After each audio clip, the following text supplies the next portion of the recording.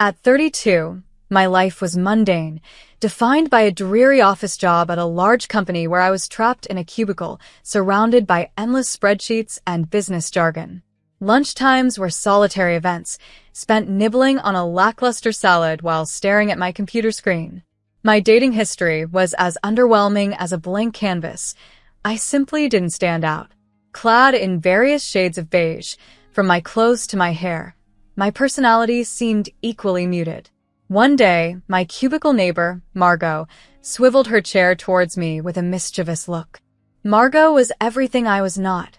Vibrant, with bright red lipstick and a boisterous laugh, always surrounded by office gossip.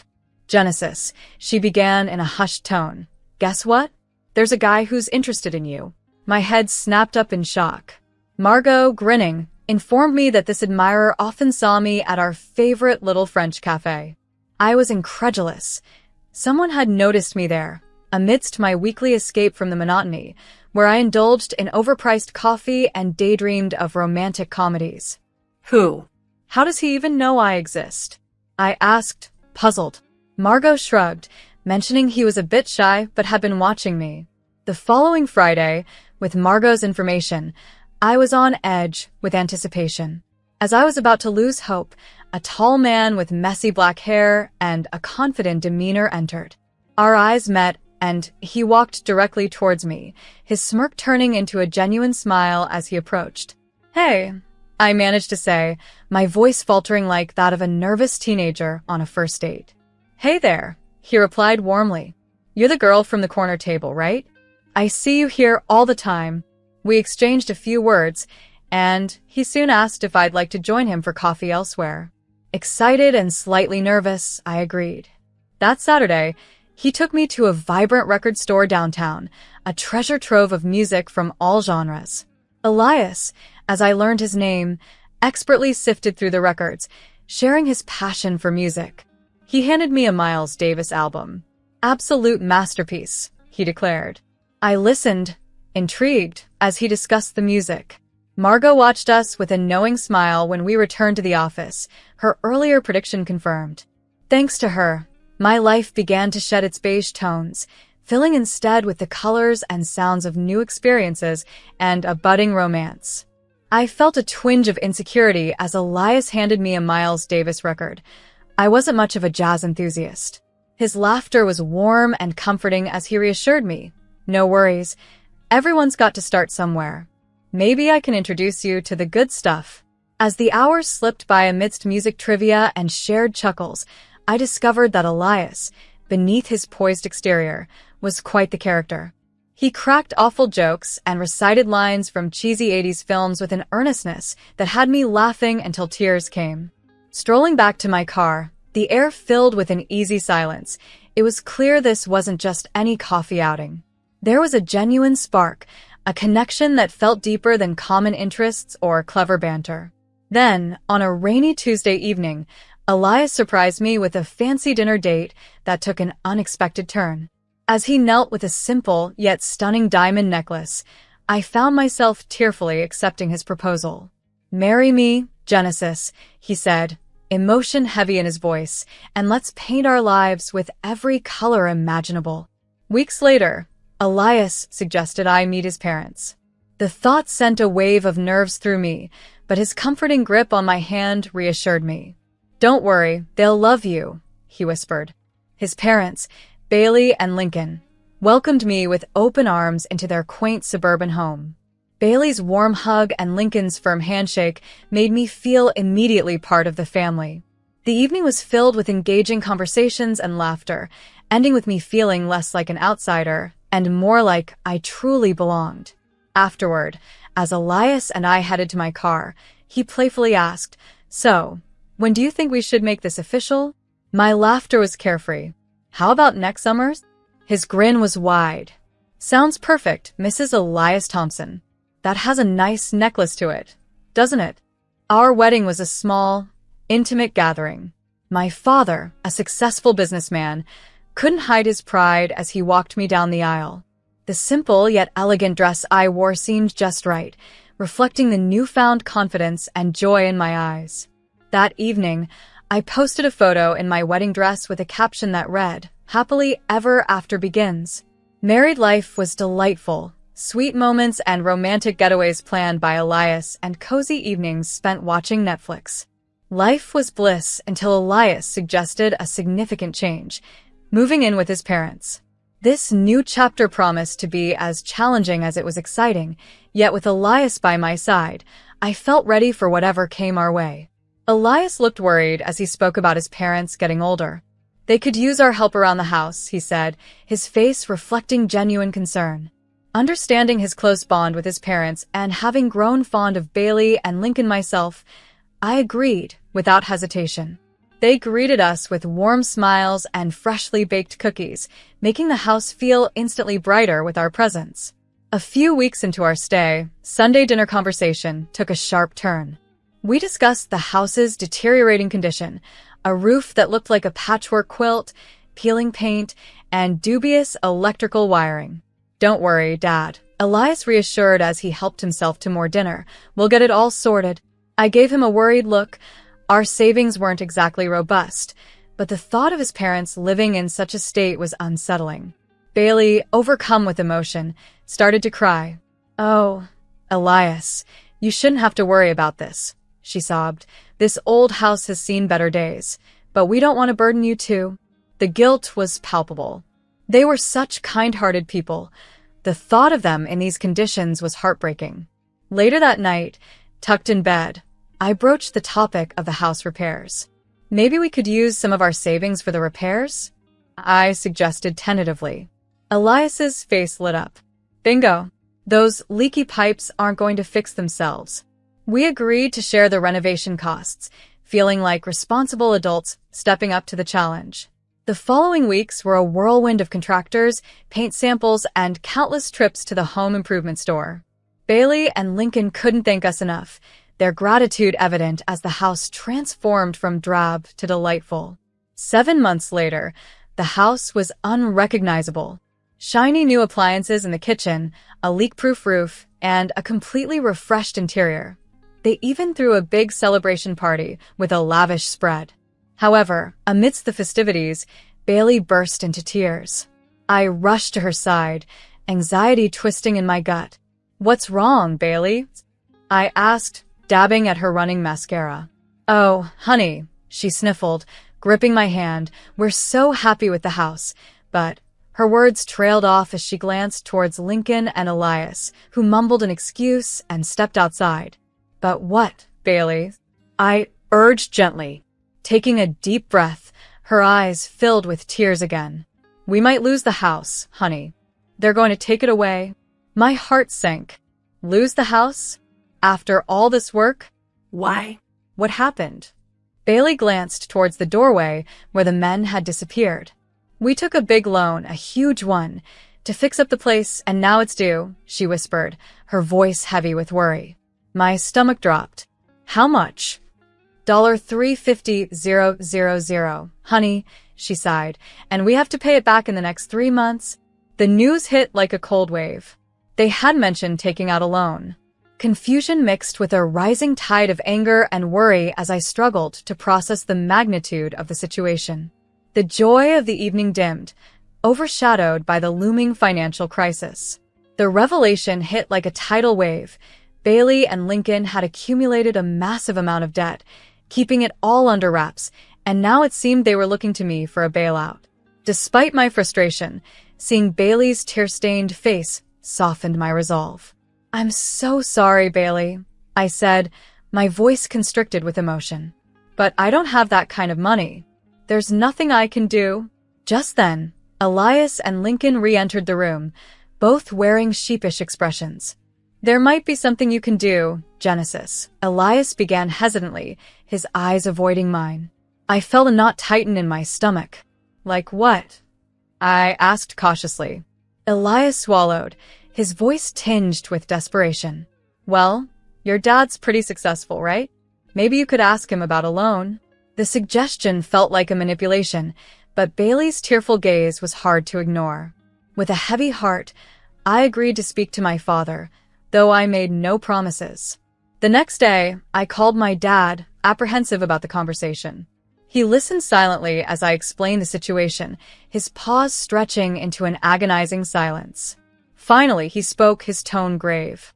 "All right, Genesis, I'll lend you the money, but on one condition. It must be a formal loan with a signed receipt. That way, if necessary, I can reclaim the funds."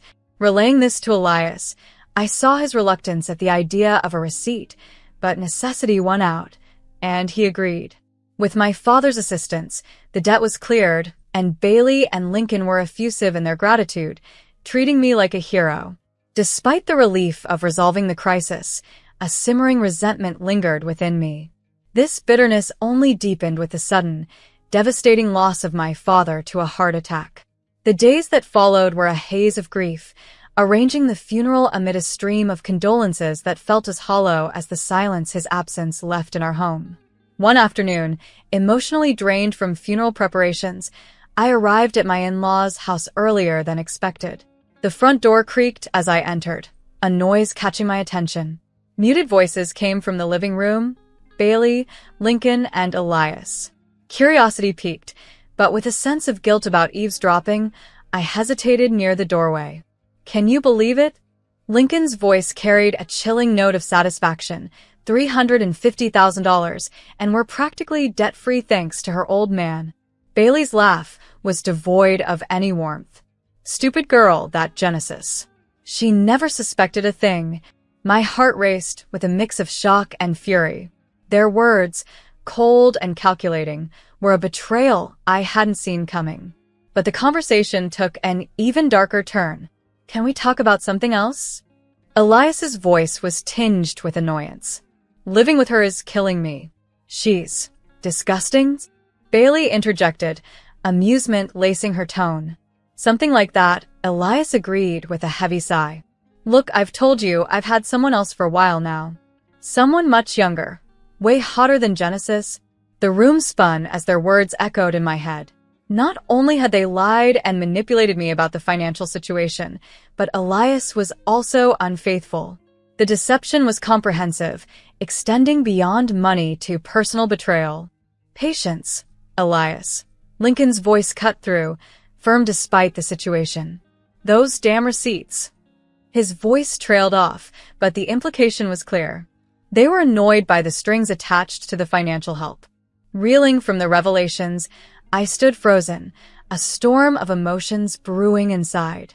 The people I had trusted most had used me, and the facade of their affection had shattered irreparably. The revelation that Elias and his parents had been plotting to remove the legal proofs of the loan, specifically the receipts my father insisted on, chilled me to the bone. Elias's next words, muttered with venomous intent, were even more alarming. "I can steal them," he snarled. "Sneak into her dad's house. Get rid of them. Problem solved." Despite the turmoil inside me, I knew I couldn't let on that I had overheard. Driven by a mixture of white-hot anger and a cold resolve, I decided to act. With a deep breath, I slammed the front door shut, the sound echoing through the house as a clear signal of my return. The living room door burst open, and Bailey's face appeared, painted with a feigned concern. "Oh, honey, you're back early. How did the funeral arrangements go?" Grief, both real and useful as a disguise for my inner storm, welled up in my eyes. "Going well," I choked out, my voice thick with genuine sorrow mixed with growing fury. Elias muttered something about coming over to help clear out my dad's house, while his parents shared a sly glance, a flicker of triumph in their eyes. Little did they know the game had indeed changed. The funeral for my dad was a blur of sorrow and superficial exchanges. Back at Bailey and Lincoln's house afterward, the facade of sympathy quickly fell away, replaced by a chilling indifference. It started with Elias. One moment, he was awkwardly by my side. The next, he was leaning in close, his voice low and harsh. "Get out," he spat. "Get out of this house, and don't come back." My heart pounded, but I met his gaze steadily. "What do you mean?" I managed to say. "Don't play dumb, Genesis. We're done. You've served your purpose," he sneered, revealing the depth of their deceit and his betrayal. "You and your fancy daddy with his deep pockets. We don't need you anymore. Besides, I have someone else now. Younger, Hotter, everything you're not. His words were a visceral blow, but before I could respond, Bailey interjected, her tone dripping with venom. Honestly, Genesis, we only tolerated you because we needed your money to fix this damn house. You were so desperate to play housewife that you fell for it. Hook, line, and sinker. And the house? I asked, my voice tight, thinking of all I had done and sacrificed. Our house, dear. You just happened to pay for it, Bailey laughed cruelly. And speaking of paying, Elias sneered, pulling out a crumpled piece of paper from his pocket. Consider these receipts a parting gift. With a smug look, he ripped them to shreds, letting the pieces flutter to the floor. But instead of crumbling under their cruelty, a calm washed over me. A slow smile spread across my face, contrasting starkly with their shocked expressions. What's so funny? Lincoln growled, his voice cracking. Funny, I echoed, my voice laced with amusement and a dangerous edge. You think those were the real receipts? Their smugness flickered into doubt. Leaning in, I lowered my voice to a whisper, chilling in its clarity. Those were just copies. The originals are safely tucked away with my lawyer. The color drained from Elias's face, Bailey's jaw dropped, and Lincoln looked as though he might faint. Finally, the tables had turned. I want my money back, I stated firmly, ready to reclaim not just the funds but also my dignity and control over my life. My voice was firm and unwavering as I confronted them. I want every penny of the $350,000 you swindled from me, and I want it by tomorrow, or I'll see you in court. Their pleas for forgiveness fell on deaf ears. I was done giving them chances. Leaving them speechless and scrambling for a solution, I turned on my heel and exited the front door, which slammed shut with a satisfying bang. The next morning, I returned to the house I had once considered a home. Lincoln and his wife sat on the couch, their faces etched with practiced despair. Even Elias, the ultimate weasel, managed a hangdog expression. Genesis, Lincoln started, his voice dripping with false sincerity. We've been talking, and I cut him off with a raised hand. Save it, Lincoln. I know your game. Their feigned sadness faltered, replaced by a flicker of annoyance. Bailey dabbed at non-existent tears with a lace handkerchief. Genesis, honey, she cried. We were wrong. We truly are sorry. Can't we just forget all this and start over? I scoffed. Forget? Forget the way you called me disgusting? Forget the lies, the manipulation? And you, Elias. I turned to my ex-husband, my voice laced with ice. Don't even think about pleading your case. A cheater is a cheater, and I have no interest in sharing my life with a lying scoundrel. Silence descended upon the room, thick and suffocating. Their carefully constructed facade crumbled, replaced by raw desperation. Then, an idea struck me, a solution that balanced justice with a touch of sweet satisfaction. Look, I said, leaning forward, you're broke. I have the money you stole. So here's the deal. Their eyes widened in a mixture of hope and suspicion. I outlined my plan, my voice firm and unwavering. In exchange for the stolen money, you will sign over the ownership of the house to me. A tense silence followed, broken only by Lincoln's ragged breathing. Finally, with a defeated sigh, he nodded. All right, Genesis, we agree. A triumphant smile spread across my face. Within the hour, my lawyer, a shark in a power suit, arrived. He drafted a watertight contract transferring the ownership of the house from Lincoln and Bailey to me. As they signed the final documents, their faces were a study of misery. The weight of their betrayal hung heavy in the air. I watched with satisfaction as they loaded their belongings into a beat-up pickup truck, their defeated figures shrinking into the distance. The house, once a symbol of their deceit, now stood before me as a symbol of my victory. A year had passed like a runaway train. The divorce was final, a clean break that left Elias with nothing but the clothes on his back, and good riddance. Justice, though slow, had arrived. News traveled fast in our small town, and gossip found its way to me courtesy of Margot and the girls during our usual Friday night wind-down. Elias's young and hot mistress was just a bored coworker looking for a harmless flirtation. When things got serious, she bolted faster than a scolded cat. As for his parents, they were now huddled in a dingy one-bedroom apartment, a far cry from the spacious house they'd tried to swindle from me. The initial sting of betrayal had dulled to a simmering ember, replaced by a fierce determination. My dad's unfinished business, his community garden project, became my focus. I poured my energy into nurturing his dream, turning grief and betrayal into a new beginning and a legacy of growth. Finding a new sense of purpose, I felt a deep connection to my father that seemed to bridge the gap his absence had created.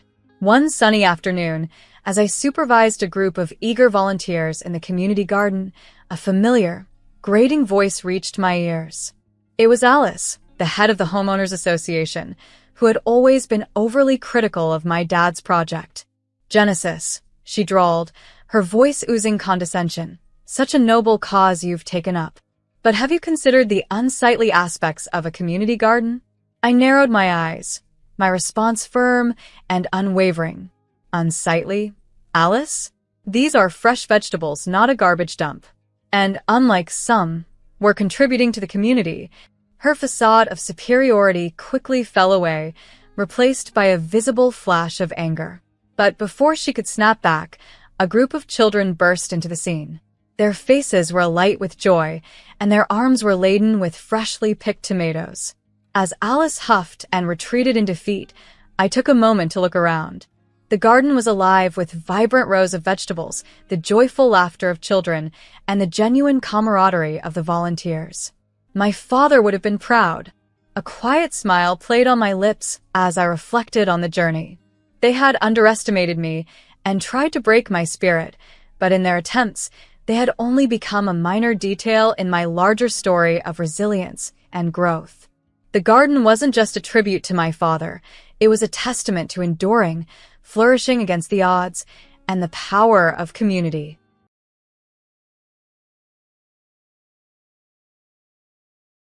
My name is Patricia, and I'm 34 years old. I live alone these days. Not too long ago, I was living with my husband Carl in a typical 2-story apartment. We led a quiet life together, mostly to save cash. However, the life I had dreamed of and the reality of marriage were starkly different. I met Carl at a social event, where he let slip that he worked for a big company. Quite a few other women at the event seemed drawn to him, but we hit it off the best, mostly because we both loved outdoor activities. After the event, I ended up hanging out with him several times, and a month later, he asked me out on a date. We were both 26 then. After dating for 3 years, he popped the question. It's been 5 years since we got hitched, and now I'm back to living alone. I feel like these 5 years have been squandered. The first year of our marriage was fairly uneventful. I did sense that my in-laws weren't exactly thrilled with me as their daughter-in-law, but I didn't let it bother me much, since our interactions were minimal. However, a year into our marriage, Carl abruptly quit his job. Well, I wasn't getting along with my boss anymore, so I decided to quit. I wrote so much bad stuff about him in my resignation letter that there's no going back, he told me nonchalantly. Before we tied the knot, my in-laws had expressed their disapproval of a woman working, so I had quit my job.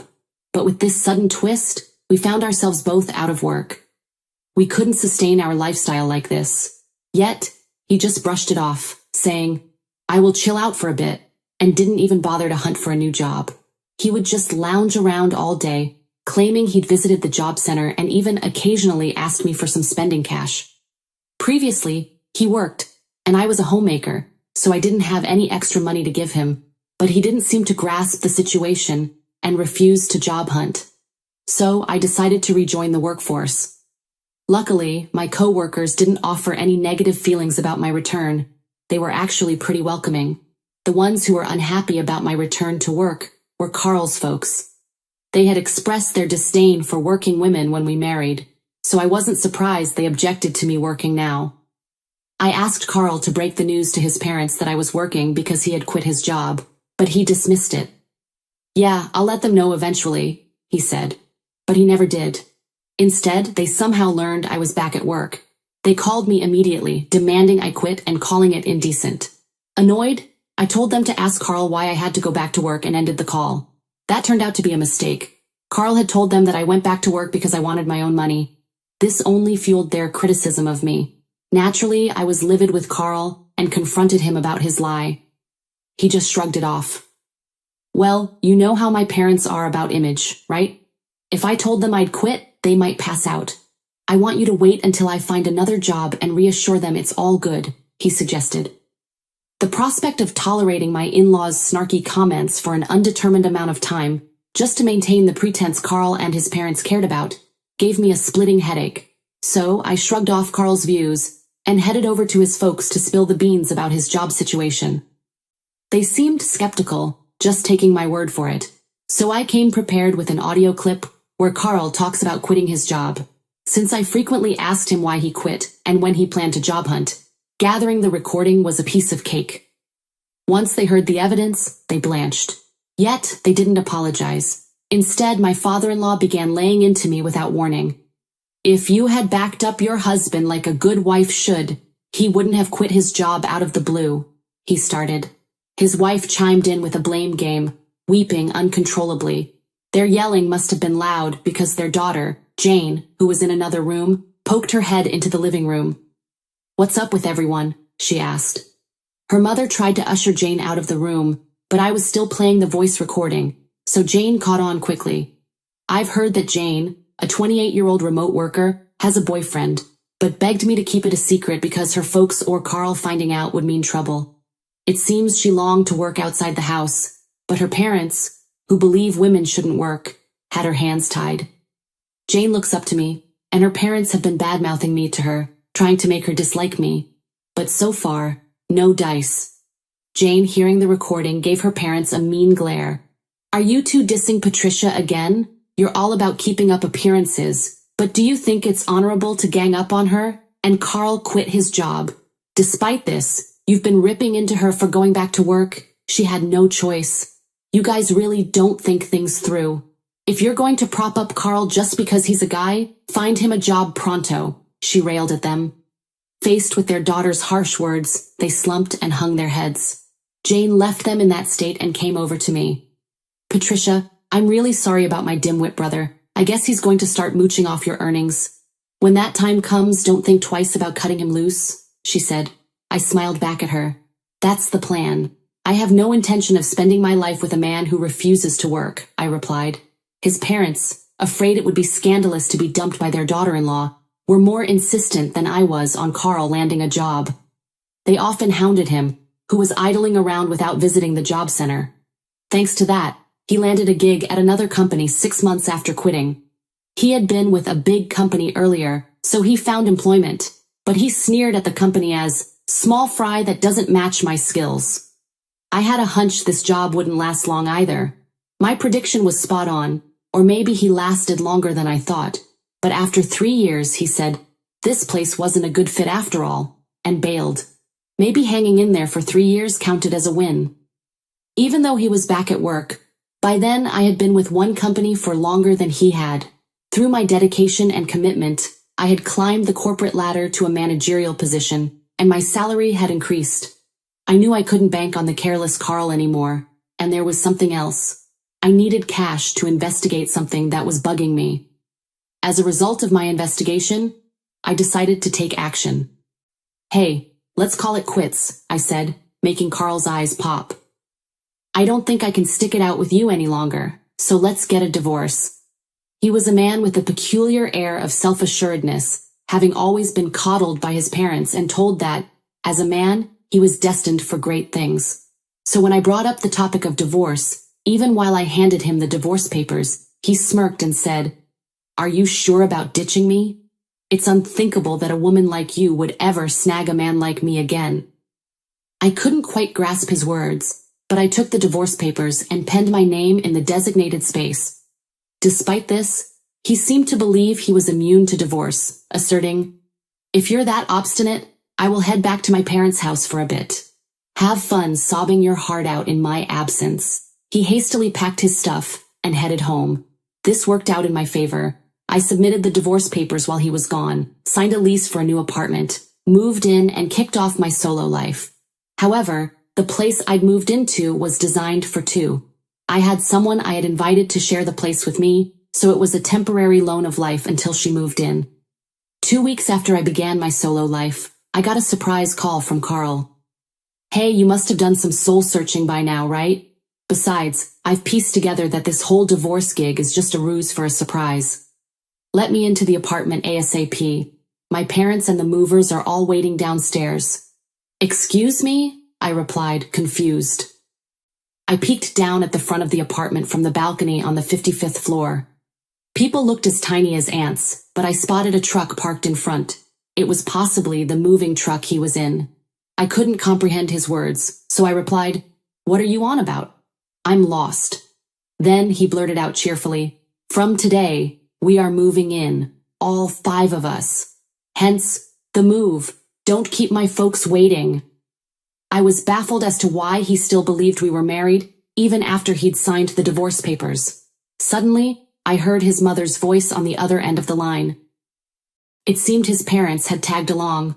"Patricia, looks like you're raking in quite the dough while sidelining your husband, aren't you? That's why he can't make much money. You're the one draining his drive. It's inevitable. If you're the breadwinner, then you have no choice but to play the supporting role to a working wife," she uttered.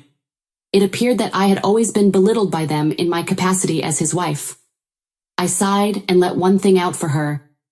"By the way, I'm single." A brief pause followed.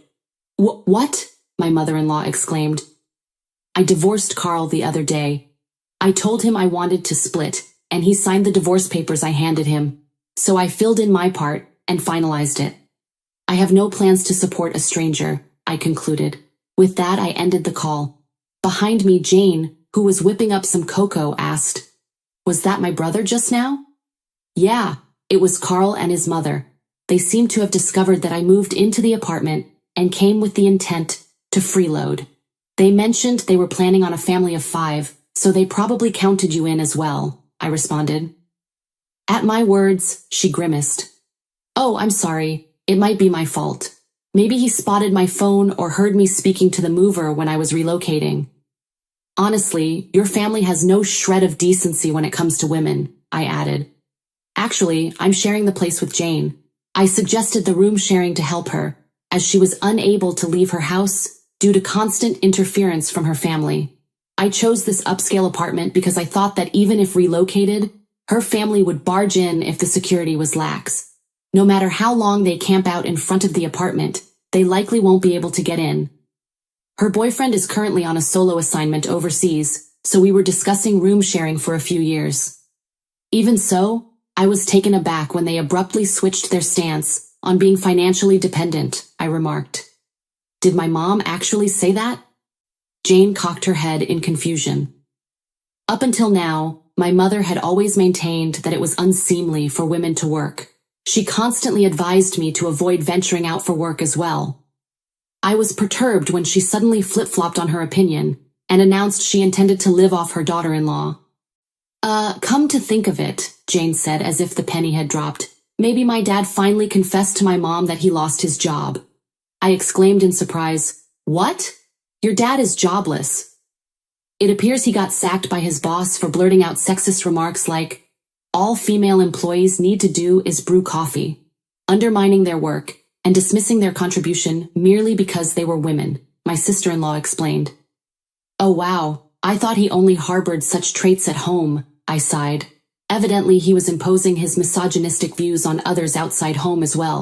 Now, none of the 3, Carl and his parents, are employed. As a result, they must be scheming to camp with Jane and me, who are gainfully employed. The fact that they snooped around her smartphone implies they must have discovered that I'm living with her. Regardless of what they presume, it seems like they concluded, if Jane is rooming with Patricia, we can band together too and break into their flat, we reasoned. While we were discussing this, I had no option but to pick up the phone since Carl wouldn't stop calling. "Hello, stop this dumb foolery. Haven't you had a moment of introspection? I'm warning you, I'm coming back," my husband kept insisting. "Why would I let a stranger into my home? We were divorced, so could you stop meddling?" I responded, growing weary of the conversation. "Then why are you living with Jane?" he demanded.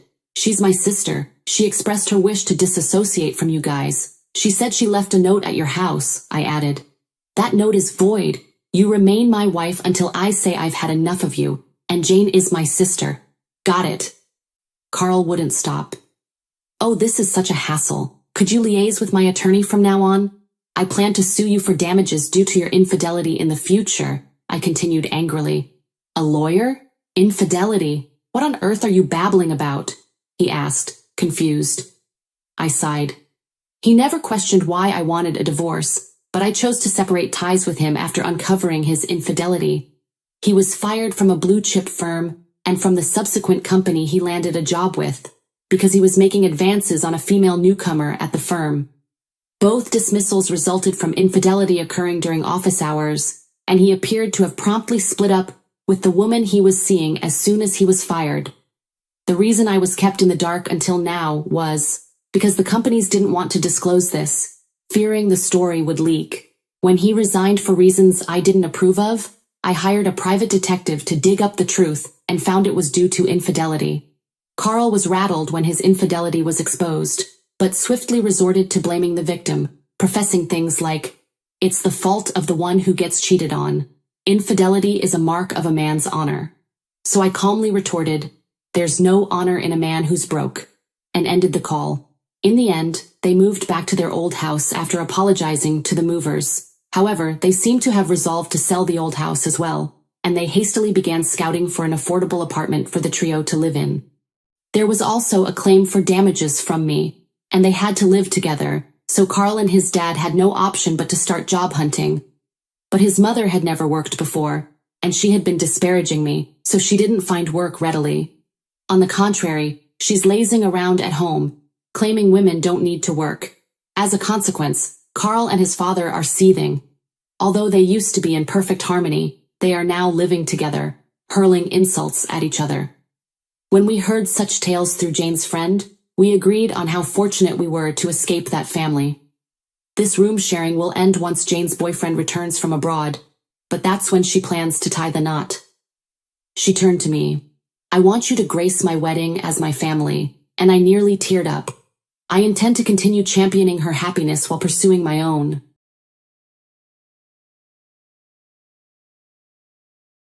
"Haley, is Grandpa on his best behavior?" Veronica asked, her tone sharp. "Sort of," I replied. "He injured his leg." "Old people can be such a nuisance. I wish they'd think about those of us who have to take care of them," Veronica scoffed. "That's not a nice way to say it," I retorted.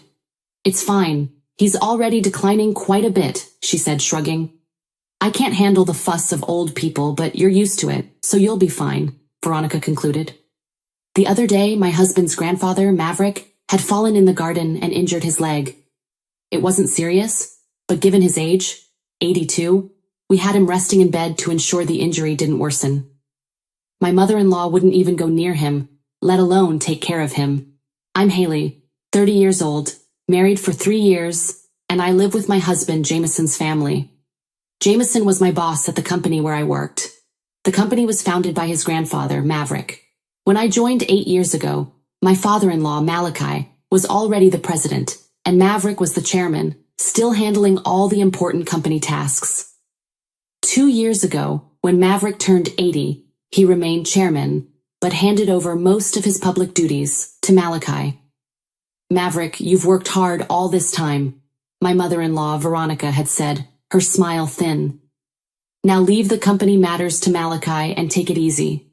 Her words, though seemingly kind, felt laced with sarcasm. Maverick is a bit stubborn, but he's a fair, kind man with a solid reputation. In contrast, my father-in-law, Malachi, often seems immature, hesitant to express his own opinions, and utterly unreliable compared to Maverick. Worse, he always does whatever Veronica says. I never met my grandmother-in-law, as she had passed away long before. Jameson and I started dating when we worked on the same product planning team, 3 years after I joined the company. Jameson, energetic and confident, led the team. He seemed reliable, though a bit self-righteous at times. Perhaps I saw him that way because I lost my father early and grew up with just my mother. 2 years ago, my mother passed away from illness. She was the only family I had left. When she fell ill, I quit my job to take care of her. My husband's family didn't object, largely because of a single comment from Grandpa Maverick. "It's only natural to take care of the mother who raised you alone," he'd said. "Don't worry about work, just take good care of her." Thanks to his support, I could spend every day with my mother during her final year, free from financial worries. Veronica seemed a bit dissatisfied, but I was truly grateful for Maverick's understanding. However, ever since Grandpa handed over the company reins to Malachi, everyone's attitude toward him has gradually changed. No one listens to his opinions as much anymore, and I can't shake the feeling that they're treating him carelessly. At first, I thought it was just in my head, but watching how Veronica and Jameson behave around him, it's hard to deny. Malachi, always non-committal, seems to ignore Grandpa now, as if he's no longer needed because he's practically retired. One evening, I couldn't hold my frustration in any longer. "Hey, don't you think your attitude, Veronica, and yours too, Jameson, is a bit cold toward Grandpa?" I asked, my voice tight with irritation. "So what's the big deal?" Veronica shrugged. "Grandpa tries to talk to you and you barely respond," I said, trying to keep my composure. "You don't even try to help him." Veronica waved me off dismissively. "Like I have time to deal with old people. You can take care of Grandpa. You're the one with the free time," she stated. "You don't have to talk like that," I said, feeling my frustration mount. "Quiet," Jameson snapped, rubbing his temples. "I'm tired from work. Don't nag me about unnecessary things." No matter what I said, they wouldn't listen to me. Grandpa Maverick, for his part, never complained to the family. Now I'm the only one who regularly talks to him at home. One morning, I knocked on Grandpa's door and peeked in. "Grandpa, the weather is nice today. Shall we go for a little walk outside? Your leg seems to be healing well, and I think it'll be good for rehabilitation," I suggested. "Thank you, Haley," he said with a warm smile. "Let's go out for a bit then," I uttered. The two of us went to a nearby park. Families with children were playing all around. Grandpa's eyes sparkled as he watched them. "Malachi and Jameson enjoyed times like that too," he said quietly, his voice laced with nostalgia. "I was always busy with work though. I couldn't spend much time with them. Maybe that's why I couldn't raise Malachi and Jameson properly," he lamented. His expression was sad, as if speaking to himself more than to me. I watched him in silence and often thought about how everyone could be kinder to Grandpa, but I struggled to find a solution. One day, out of nowhere, my in-laws suggested building a new house for Grandpa. "This house is over 50 years old, right?" Veronica pointed out. "The layout is bad and it's hard to use. Instead of spending money on repairs, it would be better to build a new house in a more convenient location." "A new house?" Grandpa looked surprised. "Maverick's getting older," Veronica continued. "It's good that he only got injured last time, but we never know what might happen next. Let's make the house barrier-free, so we won't have trouble if he needs care in the future." Grandpa thought for a moment. "I see," he said. "We can even put Maverick's room in the center so everyone can take care of him easily," Malachi added. "Yeah, that's not a bad idea, right?" Veronica chimed in. "So it's settled then. And Maverick?" Veronica added with a smile, pausing for a moment. "About the cost." "If it's a house for all of us, I'll take care of it," Grandpa said without hesitation. "Talk to Mr. Dixon about the money." Typical Grandpa, always willing to help, I thought. "Thank you, Grandpa," Veronica said, her smile wide and sweet. "We appreciate it." It seemed like they only flattered him when they wanted money. Still, I hoped that moving to the new house might encourage everyone to take better care of Grandpa. Mr. Dixon, the company's in-house counsel, also manages Grandpa's personal assets. Grandpa likes him and trusts him deeply. He made Mr. Dixon the company's counsel nearly 30 years ago. Now 58, Dixon is one of the few people Grandpa relies on completely. I've met him a few times, and he always struck me as an honest, trustworthy man. He always cares about my grandfather-in-law's health, and sometimes I think he's more like a son than his real sons. Having such people around my grandfather-in-law makes me feel a little relieved. I wasn't informed about the details of the house being built, but my mother-in-law seemed very cheerful, and the three of them were looking at interior design magazines and discussing various things, so it seemed to be going smoothly. Then something unexpected happened. It was revealed that my grandfather-in-law had a debt of $1,820,000. Wait, what's this about $1,820,000? I exclaimed in shock. My mother-in-law sighed. He co-signed a loan for a friend's company. But that company's in trouble now, and the debt has become his responsibility, Mr. Dixon explained. Wait, they're not going to take the house under construction, are they? I inquired with concern in my voice. No, he replied calmly. Since the contract has already been completed, and as Veronica said, it's in the president's name, it's fine. Oh, thank goodness, she smiled, relieved. I'm glad we did it my way. Listening to the conversation, I learned for the first time that the house was in my father-in-law's name, even though my grandfather-in-law had paid for it. That felt like something my mother-in-law would do. I couldn't understand why they didn't think of giving up the house to help repay the debt. Hey, this debt is Maverick's fault, right? It has nothing to do with us or the company, she asked, confused. Well, it's in Maverick's name, Mr. Dixon responded. All good then, my mother-in-law said dismissively. There's no problem. I couldn't understand what was good about it. My grandfather-in-law remained silent during the conversation, so I didn't press further. After all, I couldn't handle such an amount. A few days later, my grandfather-in-law's behavior began to change. Grandpa, what would you like to eat for lunch? I asked one afternoon. Who are you calling Grandpa? I'm only 50. You have no right to call me that, he snapped. Huh? I stammered, confused by his reaction. Sorry, Haley, right. I was lost in thought. He began to apologize. At first I thought he was just lost in thought, but it happened repeatedly, and I began to feel uneasy. Veronica, what are you doing? Where's my meal? He demanded. Grandpa, I'm Haley. Veronica is your daughter-in-law, I corrected him gently. You ate earlier, didn't you? He asked angrily. I didn't eat. Are you trying to starve me? I started to wonder if my grandfather-in-law's condition had been triggered by the $1,820,000 debt. Seeing that none of his family was helping him might have been a double shock. I tried persuading him to go to the hospital, but he adamantly refused. Maybe he didn't want to admit that he might have dementia. I didn't want to force him, but I felt helpless. I turned to my husband for support, but he brushed it off. It has nothing to do with me, he said coldly. My mother-in-law was no help either, so I turned to my father-in-law as the only option. Malachi, they think it might be dementia, I told him. Can you go to the hospital with us? He hesitated. It's not that bad yet, right? If we go to the hospital, everyone will find out my father has dementia, he retorted.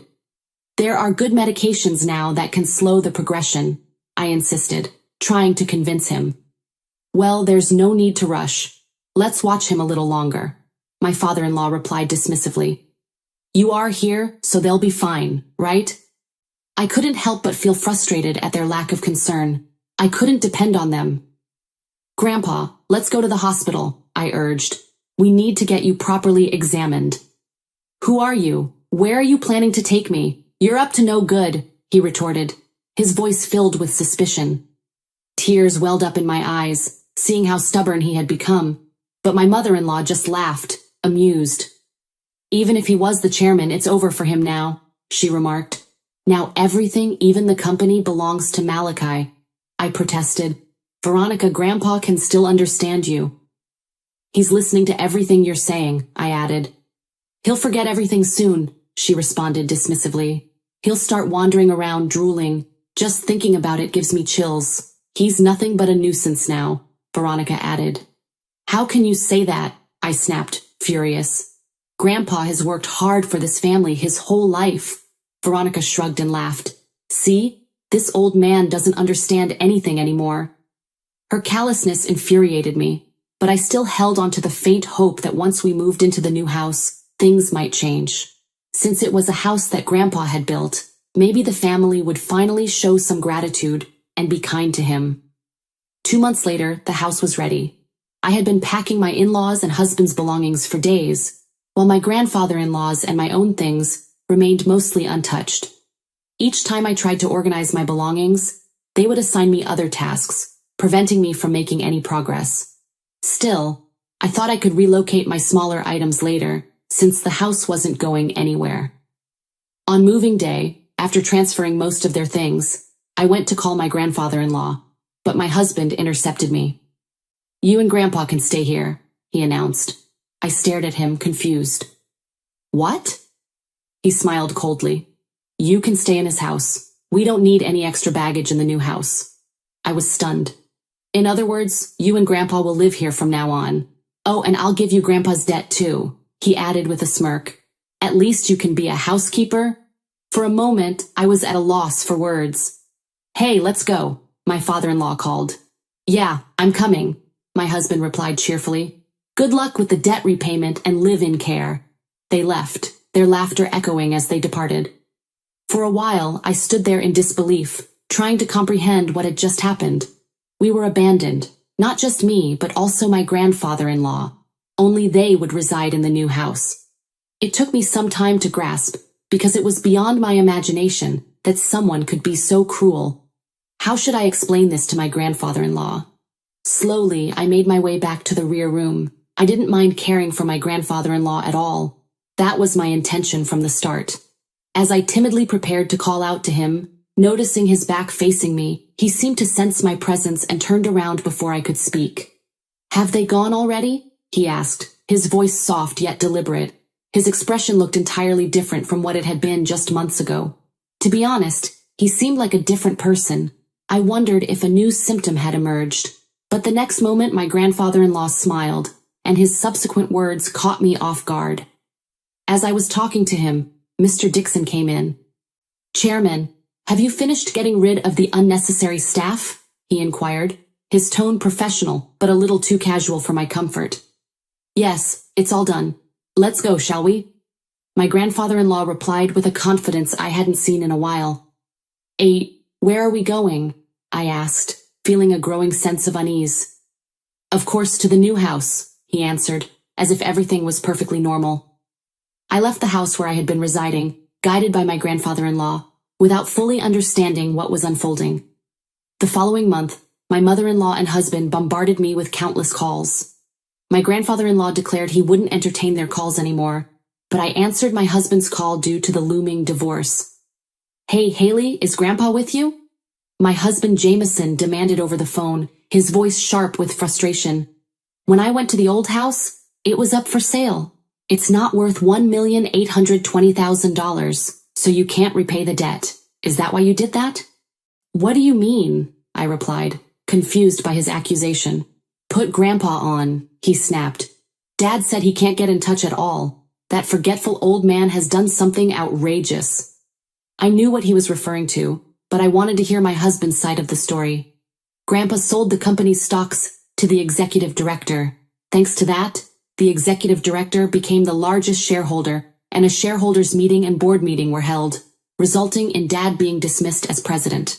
But the executive director is well-liked, and maybe Grandpa thought it was better to hand over the company to him, Jameson explained. "The executive director must have deceived that old man into selling the stocks. This is invalid," he added angrily. "You seem to be misunderstanding something," I said calmly. "Grandpa doesn't have dementia. If anything, he seems more coherent than before," I added. "What?" My husband's voice faltered, clearly shaken by my words. Until that moving day, I genuinely believed that my grandfather-in-law had dementia.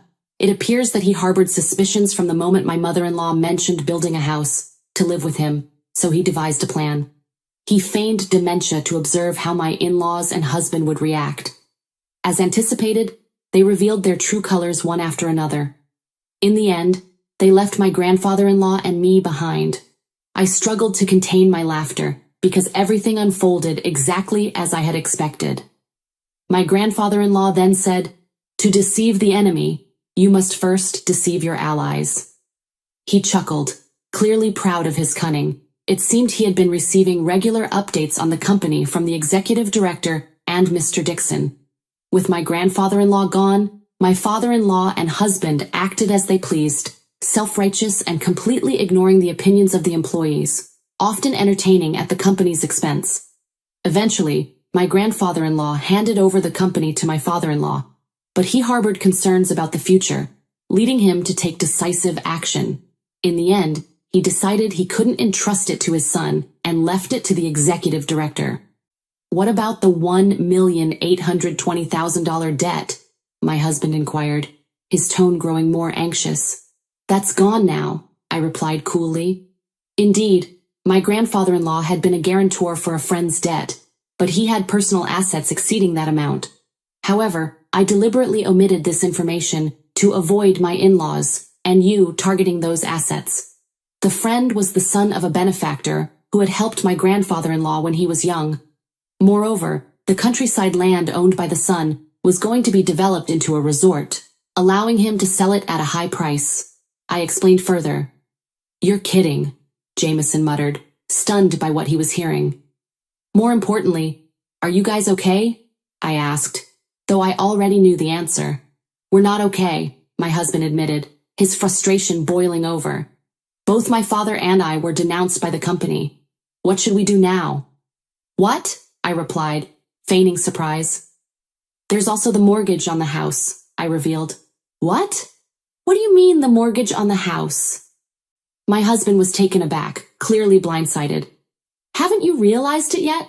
I asked incredulously. The house money should have all been paid by Grandpa. Malachi had signed without checking everything, which showed he really didn't have the qualities of a president, I added. You're kidding, he sighed, defeated. As a consequence, my parents-in-law lost the house they had built because they couldn't pay the mortgage. Now they reside in an old apartment, over 50 years old, struggling to repay the unpaid loan. Despite their numerous attempts to contact me, suggesting we all live together, it was impossible now. My grandfather-in-law retired from his chairman position and bought an old house in the countryside. Haley, you can go and live wherever you like, freely. You don't have to worry about living expenses, my grandfather-in-law assured me, his voice full of kindness and sincerity. But I chose to be with him.